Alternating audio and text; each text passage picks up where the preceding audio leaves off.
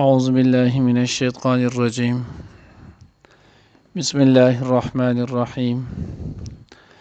لن تنالوا البر حتى تنفقوا مما تحبون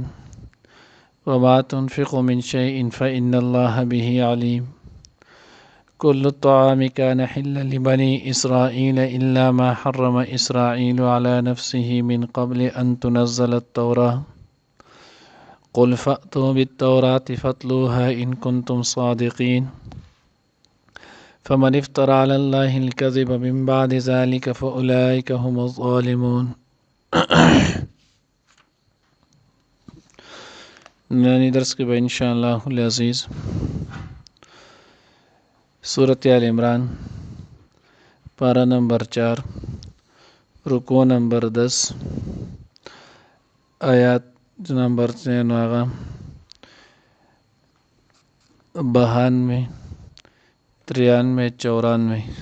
درې آیاتونه انشاءاللہ العزیز ویلے کیږي.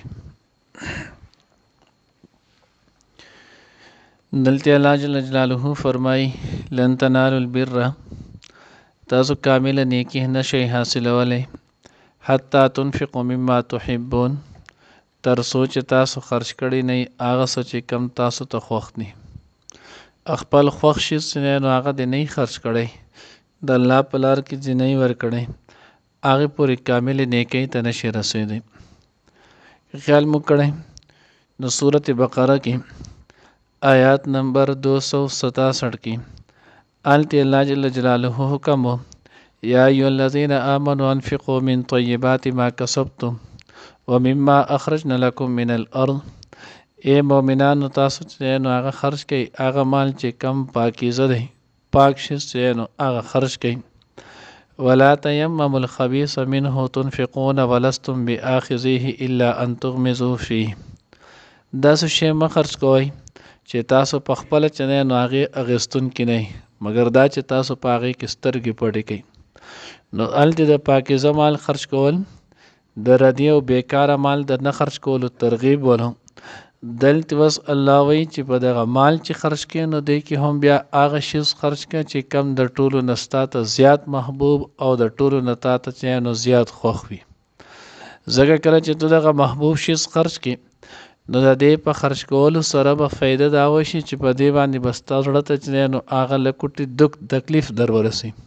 نو به دې تعالی الله جل جلاله اجر درکړي. دا څه شی چې نو هغه ته خرج کو چې هغه اضافي ولو دا غي دا نو سید پاغي کې هم ثواب شته خو په دې باندې چې کم ثواب ملاوي کې دا سن نه څنګه دا الله حکم دی چې په انفاق کې به هغه شی خرج کړي چې کم د ټولو نه عمده او بهتر دی. نو دیو جنا صحابه کرام رضوان الله تعالی اجمعین داغه د لوی مرتبه خلق ولو الله رب العزت داغه انتخاب کړو په خپل نو واقعي داغه ډیر لوی خلق ولو په مدینه کې چې نو انصار کې ټولو نه چې نو مالدار سړی حضرت ابو طلحه رضی الله تعالی عنہ حضرت ابو طلحه رضی الله تعالی عنہ چې کله د غریب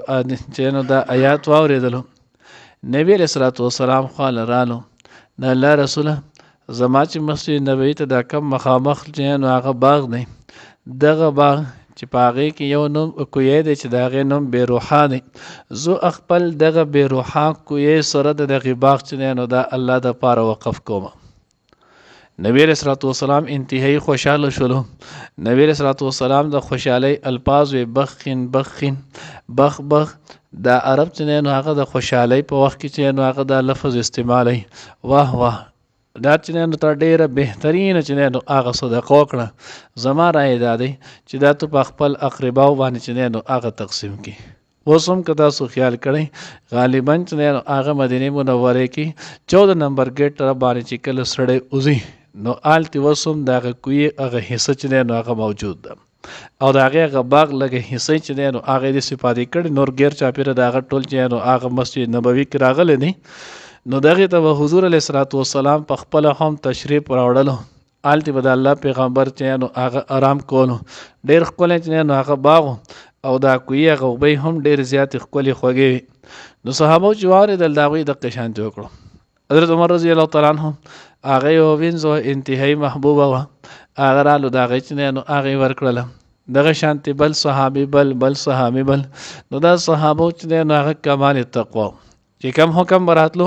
صحابه چې دی نو هغه کوم تفاسیرو کې احادیثو کې دی ذکر ډېر شي چې نو هغه واقعیت چې نو هغه ذکر کړی دي دا کې چې نو د صحابه دغه واقع چې نو هغه موجود دي. نو الله رب العزت وایي تاسو چې کله کامل نیکی ته رسئ نو د هغې دپاره شرط دا دی چې تاسو به خپل محبوب شي خرج کوئ. اوس وګوره مونږه آیا چې نو هغه مونږ د دین باندې خپل محبوب شي چې نو هغه لګو دین دپاره مونږ خپل محبوب شي چې نو هغه وباسو. نن زمونږ اولاد مونږ ته څومره محبوب دی خو مونږ دې ته وګورو چې مونږ خپل اولاد دین دپاره څومره دا کړی الله مونږ له راکړی دی زوی راکړې څومره خوشحالي کوو څومره چې دی نو هغې مانه کوو. اوس دغه زوی چې دی نو هغه مونږ له الله راکړی دی د لور مونږ له الله راکړي مونږ دا چې دی نو هلته د الله د رضا دپاره د الله د دین دپاره وقف کوو د هغې ته یې وباسو او که نه نور شیزونو ته. بعضې کرت اکثر چې نو هغه بعضې کر کسان دا خبرو وکړي ویر زما خو یو زوی جومات چې نو هغه دا جوړ کو یا دا مې کو نو دله خو زیات په کار دی چا یو زوی چا یو لوري چا بچی لګي چا نه کېږي په کار دا ده چې د خو هم صرف دقه اسره ده چې دا چې نو هغه د الله د دین دپاره وقف کړی چا 2 3 4 5 په هغې کې لا بیا هم څه امید شته یو نه شي جو بل به شي بل نه بل او که چا لګي نو په کار خدا ده چې دا د ټول نه مخکې وکړي او بیا دین دپاره الله وایي بهترین شیزو الله دې عفو وکړي ما هم خو لا اول دغې د سره جوړ نه او چې کوو هم نو بیا داسې کس چې نو هغه ورکړو چې هغه اکثر په دماغي طور باندې هم مفلوج وي اکثر په لاسو خپو باندې هم چې نو هغه برابر دی چې کم پکې داسې کمزور او دل بالکل ختم وي وایي زه یې دی به چې نو هغه د قرآن حافظ جوړ کړو زه دی به چې نو هغه علم ته وباسو. الله وایي په دې نه خلاصېږي کامله نیکي غواړئ کامیابي او کمراني غواړئ نو لن تنالوا البر حتی تنفقوا مما تحبون. نو دغه محبوب شي چې نو هغه خرج کړم که دا په اولاد کې که دا په مال کې که دا په جایداد کې هر یو شیز کې چې نو هغې کې دغه خرج کړه الله به درته کامله نیکي میلایږي. مفتی شفیع صاحب رحمه الله د بیر معنی کړي وایي بیر چې نو هغه دی لفظ دی بیر معنی چې نو هغه دا ده چې د چا حق چې نو هغه پوره ادا کول دې ته ویلی کېږي بیر او څوک چې ادا کوي هغه ته بر او بار ویلی کېږي. لکه حضرت عیسی علیه السلام په باره کې راځي برم بوالدتی زه چې نو هغه نیکي کوونکی م د خپلې مور سره بل ځای کې نو غالبا صورت لقمان کې راځي برم بوالدیه نو بر بار نه چې نو هغه دغه نیکو کار چې څوک کامل حق د چا چې نو هغه ادا کوي دغه ته دغه ویلی کېږي. قرآن کې الله د هغې مختلف اوس موږ مانځه کې ویلو ان الابرار لفی نعیم نو دا دې ته نو ویلی کېږي فإن الله به علیم الله چې نو هغې باندې پوه دی یعنی الله وایي ما تنفقوا من شیء تاسو چې څه شي هم خرج کوئ نو هلته د زړه معامله د الله سره ده الله ته نو هغه معلوم دی. کل طعام کان حلا لبني اسرائیل اوس دې کې نو هغه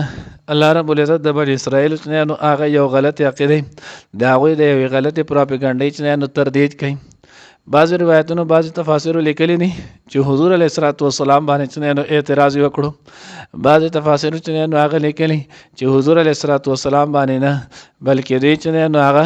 مسلمانانو باندې چې نو هغه اعتراض وکړو چې تاسو وایئ چې ان اول الناس بابراهیم للذین اتبعوه وهذا النبی چې تاسو خدا خبره کوئ چې د ابراهیم علیه السلام د پیروۍ دپاره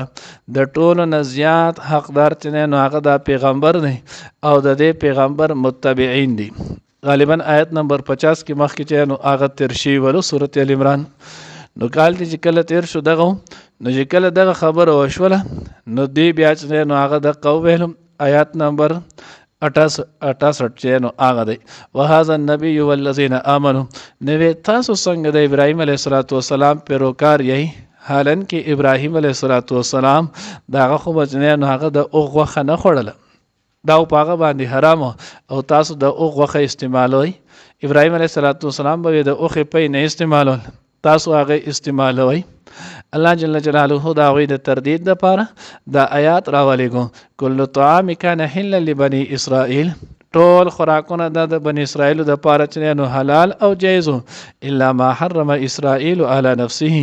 مگر هغه چې کم اسرائیل حضرت یعقوب علیه السلام په خپل ځان باندې په خپل حرام کړو سوا د دغه نور چې نو هغه یو شی په هم حرام نه ولو دا ټول تاسو د ځان نه چې نو هغه جوړې کړي خبرې دي. واقع د دې چې نو هغه تفاسیرو کې دا لیکلي، ترمذی هم دغه روایت ذکر کړی، نور حدیثو کتابونو هم ذکر کړی، وایي چې حضرت یعقوب علیه السلام په خپل باندې چې نو هغه عرق النساء راله، نو چې کله په دغه عرق النساء دغه درد رالو، نو یعقوب علیه السلام نظر ومنلو، نظر کې دا خبر وکړله چې زما چې نو هغه د ټولو نه کم کمال الله پاک شفا راکړله، زه الله پاک د دې تکلیف نه ښه کړلم، زما چې کم د ټولو نه محبوب شیز دی نو زه به دا ترک کوم، زه به دا پرېږدم، زه به دا نه خورم. الله رب العزت ولې صحت ورکو. یعقوب علیه السلام د ټولو نه خوښ شیز چې نو هغه د اوښ غوښه، د اوښې پیول، دا ځوانه چې نو هغه پې ارام شو، بیا به د هغې استعمال نه کولو. بیا د دغې نه وروسته چې نو هغه اولاد هم پرېښودل، بیا بني اسرائیلو کې دا خبر راله، نو الله وایي دا خبره تردید کوي چې دوی دروغ وایي. حضرت موسی علیه السلام مخکې مونږ ویلو تقریبا 1400 سال وروسته د ابراهیم علیه السلام نه راغلی دی، او دا خبره حضرت یعقوب علیه السلام کړې وه، او بیا چې نو موسی علیه السلام په دور کې بني اسرائیل چې نو په ځان باندې حرام کړي ول، نو اوس هغه زمانې ته وګوره او دې ته او دغه چې نو نسبت ابراهیم علیه السلام ته کوي. الله وایي داسې نه وه، بلکې ټول خوراکونه چې نو هغه حلال او جایز ول، مګر سوا د هغې نه کم چې نو هغه دوی دقه په نو یعقوب علیه السلام په خپل ځان حرام کړو. حضراتو چې نو هغه په دې کې بیا یو مسله لیکلي، مسله دا لیکلې ده چې آیا په نظر سره یو شی چې نو هغه حرامېږي، یا چې نو هغه یو سړی وایي چې دا شی په ما باندې حرام دی، نو دې باندې دا شی حرامېږي، نو مخکینی شریعت د هغوی په عقیده قول چې نظر سره به کم شی حرام کو نو هغه به حرام شلو. زمونږ په شریعت کې، زمونږ په دین اسلام کې په دې کې نو هغه دا خبره نشته. اوس په دې کې چې نو هغه کې یو سړی چې یو شی حلال شي ته حرام وي، په ځان حرام کې دا نه حرامېږي، لکه سورۃ تحریم کې چې نو هغه مخکې مونږ هم ویلو، بیا به هم راشي. الله رب العزت خپل پیغمبر ته یا ایها النبی لما تحرم ما احل الله لك. نبی رسول الله والسلام مشهور واقع نه اب ازواج مطهرات باندې چې نو مازیګر نه بعد ګرځېدو، یوې بیبي ول چې نو هغه بوله د ګبین شربت په وکړلو، نور وته چې الله رسوله ستاسو د خلی مبارک نه د مغافرو چې نو هغه بوی راځي. نبی رسول الله والسلام ته خو پته دغه مسله نه، الله پیغمبر وی الله پاک چې نو هغه ثابت صورت راولېږلو. نو زمونږ په نظر سره منت ورته لیکيږي، نظر منلو سره یا یو شی په حرامولو سره دا حرامېږي چې نو هغه نه، البته دا قسم شلو. نو چې قسم شو دی به دغه استعمال نه وروستو بیا د قسم کفاره چې نو هغه به ادا کوي. لکه اوس بعضې وخت کې اکثر کې خیال مو کړی دا ښځو ډېر زیات عادت دی، چېرته لاړ شي ادا شي څوک وله چای کوي، نه خاص چای چې نو آنس کوم په څلور مذهبه چې راباندې حرامي که اوس کوم، بیا چې ورته پیاله کېږي بیا ورته وایي دا چې نو هغه ماله خواږه بسکټ نه دي ښه نمکین نه لاړی، او دا چې نو هغه دا وکړي شربت چې نو هغه بیا څکي، ډوډۍ ته پکې هم بیا اکثر پاتې شي، او هلته یې په ما حرام. اوس چې دغه استعمال کو نو دا قسم شو، او د هنس باندې د قسم د ماتولو په وجه بیا به کفاره قسم چې دی نو هغه به ادا کوي. غلام به ازادوي هغه نشته، بیا د هغې نه وروسته 10 مسکینانو له 2 ټیمه خوراک ورکوي، بیا چې نو هغه د دغې چارې نه کېږي 10 مسکینانو له به جامې علي، که دې چارې نه کړي بیا په آخرنۍ درجه کې چې نو هغه سنې 3 روژې دي. نو ځکه الله وایي کان حل لبني اسرائیل الا ما حرم اسرائیل على نفسه من قبل ان تنزل التوراة قل فأتوا بالتوراة فاتلوها ان کنتم صادقین. الله پیغمبر وایي که تاسو دا کومه خبره کوئ دا حق او سچ او رښتیا ده چې هم داسې چې راوړئ تورات مخې ته کېدی، اوس به یې پته ولګي دې کې دا حکم وښی. اوس آیا دا خبره چې د بني اسرائیلو باندې دا وس هم حرام دی او که نه دی، د دې سره د دې نه قرآن پاک هم خاموش دی، زموږ ورسره هم څه کار نشتی. البته د هغوی چې نو هغه یو بابل د هغې یو حصه ده اخبار نومې کې چې نو هغه بابل د هغوی چې نو ځان له تسلیموي، په هغې کې دا خبره چې نو هغه ذکر کړله چې بني اسرائیلو دپاره وروسته هم دا حکم و، خو د دغې سره زموږ څه غرض شتی ده. مونږ خپل مسلمانانو مسلې چې وایو دا ډېر شی د بني اسرائیل پرېږدوئ. فمن افترى على الله الكذب، پس چا چې جوړ کړل په الله پاک باندې چې نو هغه دروغ، من بعد ذلك فاولئک هم الظالمون. الله وایي نه دی او دوی وایي، نو الله وایي دا لوی ظالمان دي، ځکه دوی په الله پاک باندې چې نو بهتان تړي، په الله پاک باندې دروغ وایي. الله دې موږ د داسې خبر نه وساتي. لن تنالوا البر، هیڅکله تاسو نشئ حاصلولی، نشئ حاصلولی کاملا نیکي، حتی تر دې تنفقو چې تاسو خرج کړئ، مما له هغې څه نه تحبون چې تاسو یې خوښوئ. ګوره الله رب العزت چې سوره کریم بادشاه دی، داسې نه دی ویلی چې کم شی ستا خوښ دا مکمل خرج کا، نه مما تحبون دا غینه چې نه کم تو خوخي دا غینه صحیح صح خدغه نه چې نه هغه خرج کم وما تنفقوا من شيء او اس چې خرج کوي تاسو من شيء تسوسنا فان الله نو بشک الله پاک به پاغه باندې علیم په دې کل الطعام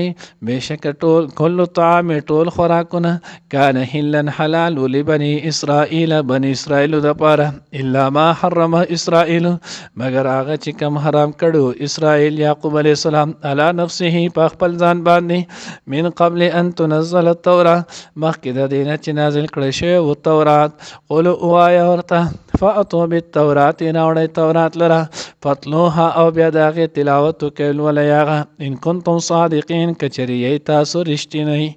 فمن افترا پس چا چې دوه تړل علی الله په الله پاک باندې الکذب درو من بعد ذلک وروسته د دینه فاولئک هم الظالمون پس دغه کسان ظالمان دي